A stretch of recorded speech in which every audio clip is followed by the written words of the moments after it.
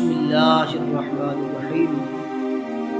دوستو، حضرت ابراہیم علیہ نبی جناب علیہ السلام سے پہلے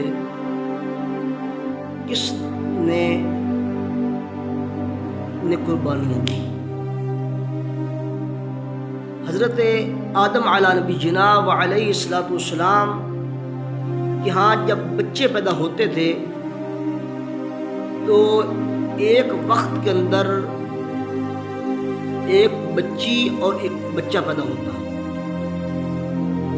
اور بعد کے اندر دوبارہ پھر جب بھی بچے پیدا ہوتے ایک بچی اور ساتھ ایک بچہ، جوڑا جوڑا پیدا ہوا کرتے تھے۔ تو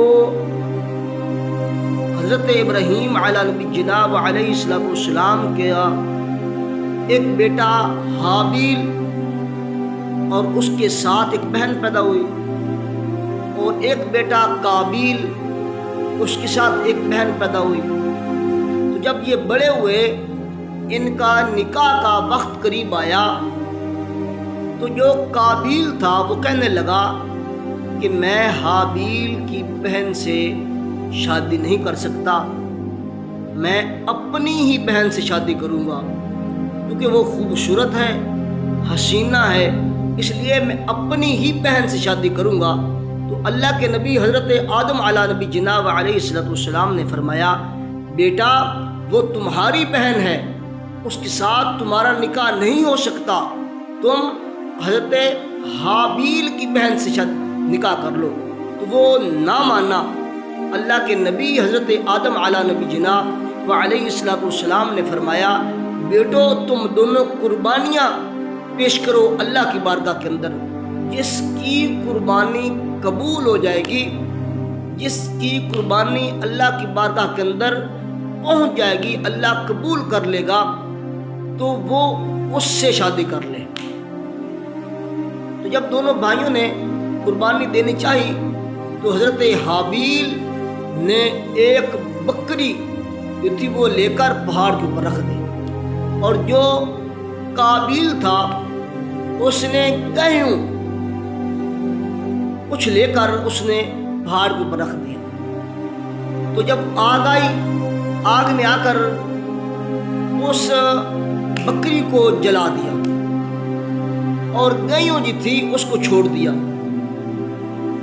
جب واپس وہاں گئے، دیکھا تو حضرت حابیل کی قربانی قبول ہو چکی تھی اور قابیل کی قربانی مردود ہو چکی تھی۔ تو وہ غصے کے اندر اس نے عہد کیا کہ میں اپنے بھائی کو قتل کروں گا۔ تو اس نے اپنے بھائی حابیل کو قتل کر دیا۔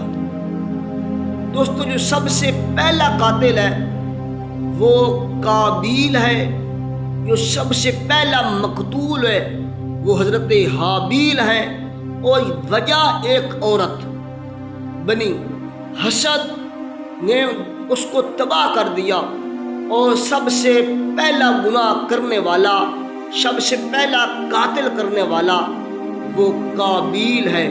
قیامت تک نبی رحمت صلی اللہ علیہ وسلم نے ارشاد فرمایا، جس نے نیا کام ایجاد کیا، جس بندے نے اس کے اوپر عمل کیا، قیامت تک اس کا گناہ اس کو پہنچتا رہے گا، اور جس نے اچھا کام ایجاد کیا، قیامت تک جس نے اچھا عمل کیا اس کو اس کا ثواب پہنچتا رہے گا۔